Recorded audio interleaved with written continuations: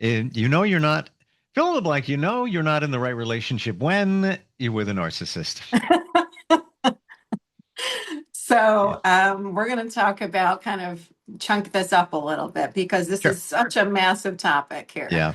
Okay, and I have survived, and I strongly use the word survive narcissistic relationships. And I didn't even know what an empath was till later years into my adulthood life, and and why I was attracting narcissistic behavior because of codependency and abusive childhood upbringing, and all in all needed and assumed that love was conditional and that you needed to earn it. Mm. So yeah, so there you And go. I don't want to minimize anything here, but that's so common. Oh, sure is. Yeah. Yeah, which is why I think I mentioned it in the last episode that narcissism is truly becoming an epidemic. I think that I'd like to say this. I'm afraid to say it out loud, but I'm going to say this out loud for the goodness of humanity.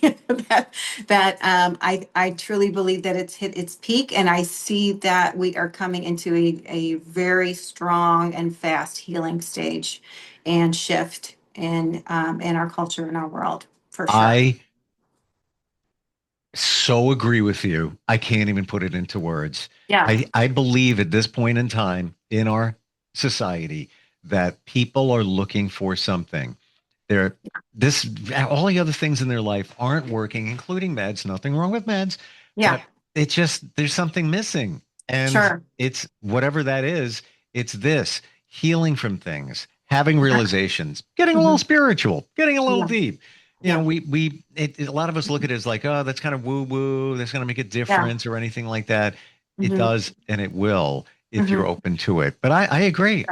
I feel collectively this is the time people are looking for it. Absolutely. I think that the spiritual aspect from the human side of it, yes. However, from the spiritual aspect from it and the universal side of it, it certainly has just been an awakening. I think that we should all just be grateful that the universe and our overall spirituality has just shifted because humanity is in dire need of healing. And Hmm. the more knowledge that we push out there on social media, the more knowledge that we are fill within ourselves. We are that light and that testimony for others, even if it's just a little bit of something. That there has been an awakening, and we're to help each other heal throughout that awakening for sure. Yeah. And a big part of that healing process due from the trauma of narcissistic abuse, which is very mentally and emotionally abusive, and it leaves your head spinning and make you feel like that you are absolutely crazy, and love is nothing but conditional and you don't know otherwise. So we certainly do need to gain more knowledge and education on that for ourselves individually. So if anyone, through what I'm about to the points that I'm about to discuss now, or just feel like that they're in a relationship that makes them feel like they're crazy and they're constantly self doubt and second guessing themselves, please, please, please see that as a red flag. It is not healthy and it's not normal. And just pick up your phone if you have to. Just seek some sort of resource or something on your phone to start the process. I started that process with Dr. Ramani on YouTube videos, and I could not get enough of it. Mm. And once you start feeding yourself with that information and reading books and watching videos and just educating yourself on the knowledge of narcissism and narcissistic relationships, you fully understand yourself more and as to why you're attracting that and how you can strengthen that through I want to say boundaries, yes, but boundaries mean nothing to the narcissist, by the way. So but knowing how to detach yourself from it, because it can be, you almost need a support group to pull yourself out of it, because there is that trauma bond. That's a term that's used as well. So So when we're suspecting that we're in a relationship with a narcissist, how do you deal with that? Now, okay, let's say you're deep in. You've put down roots, kids, house, all of that.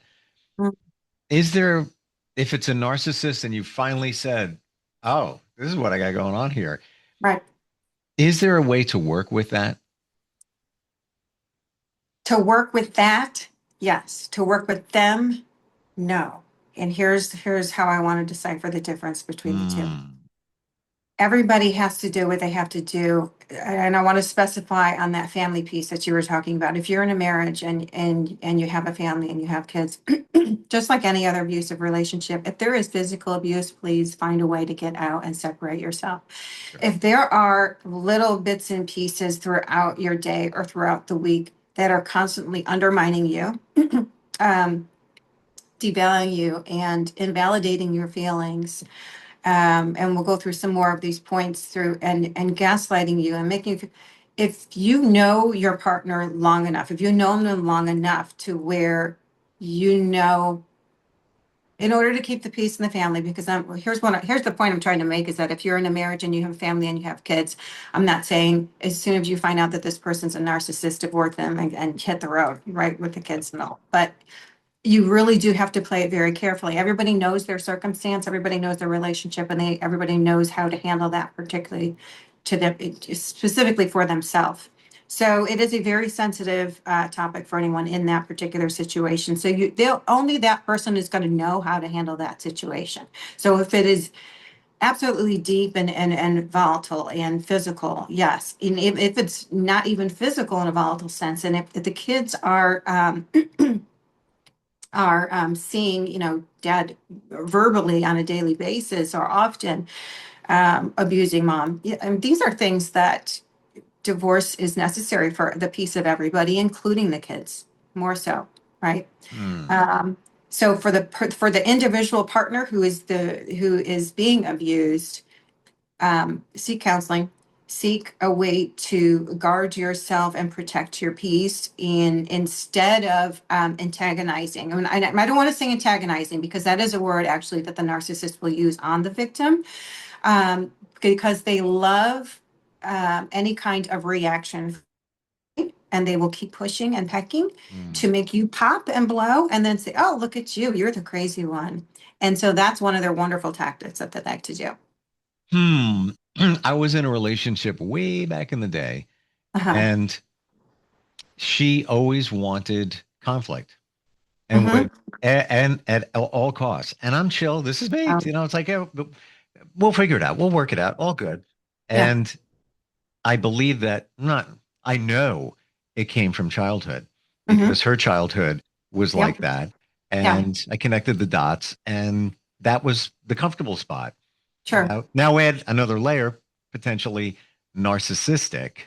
Mm-hmm. And now that I'm looking back and we're talking, uh, 25 years, yeah, you know what? I didn't see it then. I'm seeing more of it now, especially Right. after talking with you.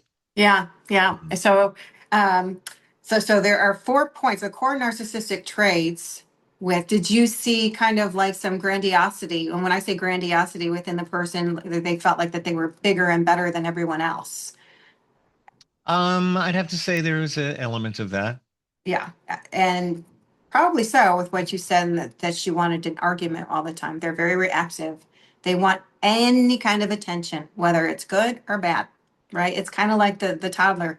If you're not going to give them what they just want, they'll cry just to get any kind of attention, right? Mm, And the excessive need, or I'm sorry, let's back up a little bit. Lack of empathy. The core narcissistic traits are grandiosity, lack of empathy, excessive need for validation, and a very, very, very fragile self-esteem, which is why they are the way they are. Would you say with that fragile self-esteem that they try to make up for it in other ways to make themselves feel better, and Mhm. sometimes at the cost of another You got person it. to make the other person little so they appear to be big? Yes, that's called their supply. That's a term in the narcissistic Oh. world by psychologists called supply. So the victims are their supply. And often their supply are put in a box. That's another term. Another term you'll hear often is breadcrumbing, gaslighting, and the boomerang effect.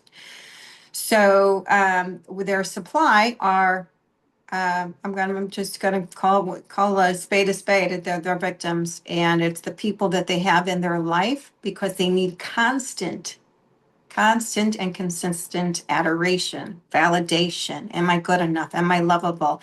And a lot of times uh, they're either or an avoidant or an anxious attachment. There is this constant push pull, this constant, you'll see constant hot and cold. There is emotional inconsistency in a relationship with a narcissist. So now we're moving on into uh, the relationship side. So when you're in a relationship with a narcissist, there's this the love bombing, right? And a lot of times the love bombing can look differently. It can come in terms of, oh, you're amazing, you're so wonderful. And it could be in just consistent, constant text messages or phone calls or just building you up, building up, building you up, and you're the best. And sometimes it's within gift giving. And a lot of times they are going to mirror you. They find out, they're very good with knowing what it is you desire, and they mirror that so that they know how to pull you in, and then they release, and then they pull you in, and then they do this release. It's this constant push pull all the time.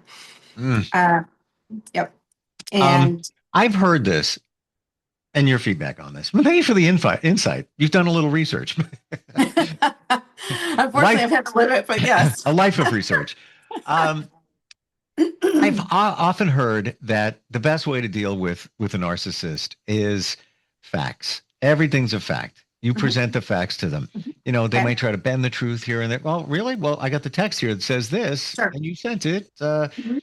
Or is that just not even going to work? There's just no Okay, getting through. yeah. So the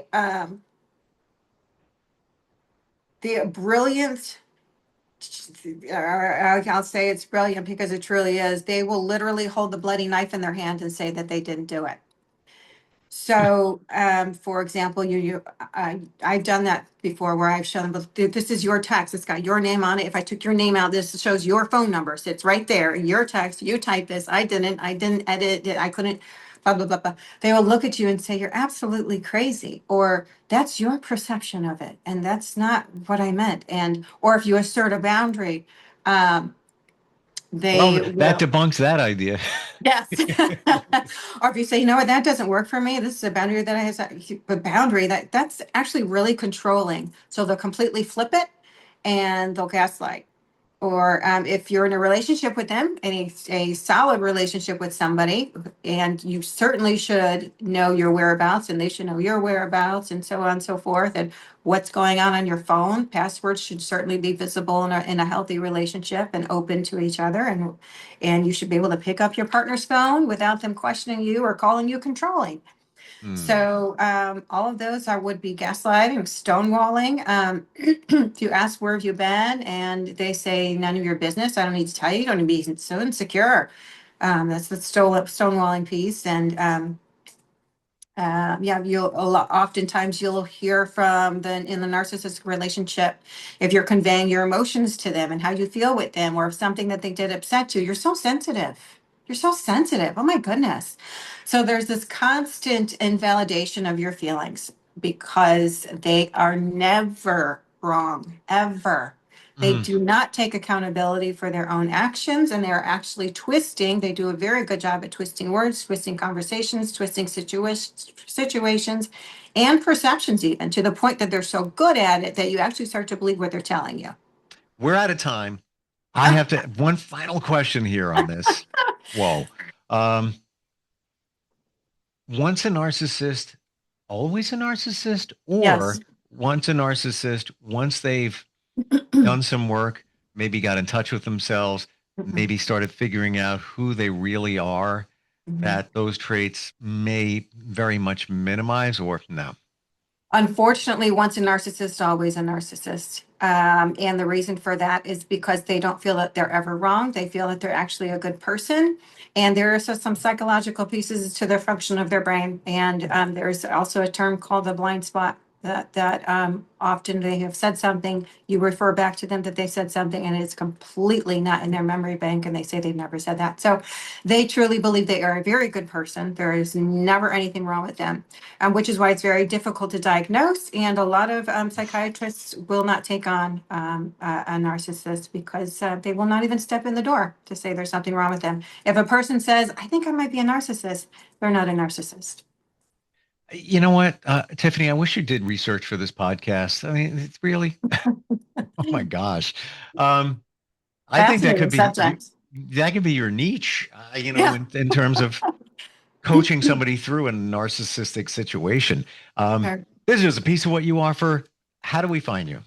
Yeah. So there are two ways on Instagram. So it's at Tiff, Tiff, Aquino, Aquino coaching, or my website, which is tiffanyaqinocoaching.com. Thank you so much for being here today and all this insight and everything up to this point. So insightful, but I got to tell you, once you came blasting out of the narcissist door, I mean, just in a short period of time, vital information for many of us. Yes. And if there's a chance we continue with this at some point, I think it's impactful because it's big, it's real, more cases diagnosed, and people are dealing with it and don't even know that Absolutely. they think it's them. Absolutely. Yes. We got to get the word out and help them heal. For sure. I appreciate you. Thanks for being here. Thank you, Steve. Thank Likewise. We'll be right back. This is the Global Podcast Network, where executives and professionals connect, share, and inspire. Stay tuned for the conversations that drive success.